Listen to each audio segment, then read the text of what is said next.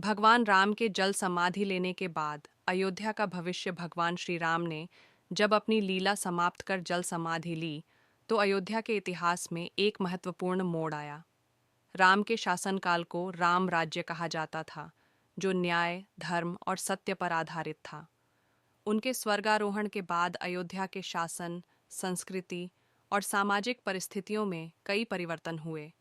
भगवान राम का जल समाधि लेना जब श्री राम को यह एहसास हुआ कि अब पृथ्वी पर उनकी भूमिका समाप्त हो गई है, तो उन्होंने अपने भाइयों और अयोध्या वासियों को विदाई देने का निर्णय लिया। उन्होंने अपने भाइयों, विशेष रूप से लक्ष्मण, भरत और शत्रुघ्न को अपने उत्तराधिकार की जानकारी दी और धर्म के मार्ग पर चलने की शिक्षा दी।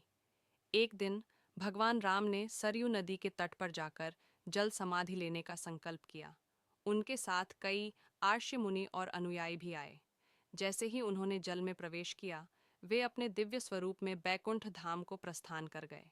इस अद्भुत घटना ने अयोध्या वासियों को शोकमग्न कर दिया, क्योंकि उन्होंने अपने प्रिय राजा और भगवान को खो दिया था। अयोध्या का भविष्य और शासन व्यवस्था। भगवान राम के बाद अयोध्या के शासन की जिम्मेदारी उनके पुत्र कुश और लव पर आ गई। भगवान राम ने पहले ही अपने पुत्रों को धर्म और नीति की शिक्षा दी थी। लव और कुश दोनों ही अपने पिता के समान योग्य, धर्मपरायण और न्यायप्रिय राजा बने। 1. लव और कुश का शासन। भगवान राम के स्वर्गारोहण के बाद लव को श्रावस्ती, एक अन्य नगर, और कुश को अयोध्या का शासन सौंपा गया। कुश ने अयोध्या को अपनी राजधानी बनाए रखा और वहां कई महत्वपूर्ण सुधार किए। 2. अयोध्या की सांस्कृतिक स्थिति। भगवान राम के समय से ही अयोध्या धार्मिक, सांस्कृतिक और वैदिक ज्ञान का केंद्र थी। उनके स्वर्गारोहण के बाद भी यह परंपरा जारी रही। लव और कुश ने वेदों और धर्मशास्त्रों के अध्ययन को बढ़ावा दिया, जिससे अयोध्या एक प्रमुख वैदिक शिक्षा केंद्र बना रहा। 3. धार्मिक और सामाजिक प्रभाव। अयोध्या में भगवान राम की पूजा पहले से अधिक बढ़ गई। अयोध्या वासियों ने उनके सम्मान में कई यज्ञ और धार्मिक अनुष्ठान करने शुरू कर दिए। श्री राम की स्मृति को बनाए रखने के लिए कई मंदिरों का निर्माण हुआ और उनकी गाथाएं लोक कथाओं में समाहित हो गईं। अयोध्या में आने वाले परिवर्तन। भगवान राम के जाने के बाद अयोध्या में धीरे धीरे बदलाव आने लगे। जैसे जैसे समय बीता, नए राजवंशों का उदय हुआ और उन्होंने अपने अपने तरीके से शासन किया। 1. कुश द्वारा कुशावती नगरी की स्थापना। ऐसा माना जाता है कि कुश ने एक नए नगर कुशावती की स्थापना की, जो आगे चलकर उज्जैन बना। हालांकि अयोध्या को उन्होंने धार्मिक और सांस्कृतिक राजधानी के रूप में बनाए रखा। 2. अन्य राजवंशों का शासन। कई वर्षों बाद सूर्य वंश की शाखाओं में अन्य शासकों ने अयोध्या पर शासन किया। हालांकि राम के समय जैसी स्थिरता और न्यायप्रिय शासन प्रणाली बनाए रखना कठिन होता गया।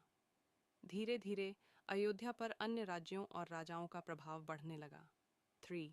धार्मिक केंद्र के रूप में अयोध्या। समय के साथ अयोध्या एक प्रमुख धार्मिक केंद्र बन गई। वैष्णव संप्रदाय, रामानंदी संप्रदाय और अन्य कई संतों और भक्तों ने इस पवित्र भूमि को अपनी साधना स्थली बनाया। अयोध्या का भविष्य और आधुनिक युग। अयोध्या ने इतिहास के कई उतार चढ़ाव देखे। मुगलों और अंग्रेज़ों के शासनकाल में यह स्थान कई संघर्षों का केंद्र बना। 20वीं और 21वीं सदी में अयोध्या एक बार फिर विश्व के ध्यान का केंद्र बनी, जब वहां श्री राम मंदिर के पुनर्निर्माण की प्रक्रिया शुरू हुई। आज अयोध्या एक धार्मिक, सांस्कृतिक और ऐतिहासिक नगरी के रूप में विश्व प्रसिद्ध है। भगवान राम की विरासत को जीवंत बनाए रखने के लिए भव्य राम मंदिर का निर्माण किया गया, जिससे यह स्थान फिर से भक्तों के लिए आस्था और श्रद्धा का प्रमुख केंद्र बन गया है। निष्कर्ष। भगवान राम के जल समाधि लेने के बाद अयोध्या में शोक की लहर जरूर आई, लेकिन उनके वंशजों ने उनके आदर्शों को आगे बढ़ाने का कार्य किया। समय के साथ अयोध्या ने विभिन्न राजवंशों का शासन देखा और धार्मिक तथा सांस्कृतिक केंद्र के रूप में अपनी पहचान बनाई।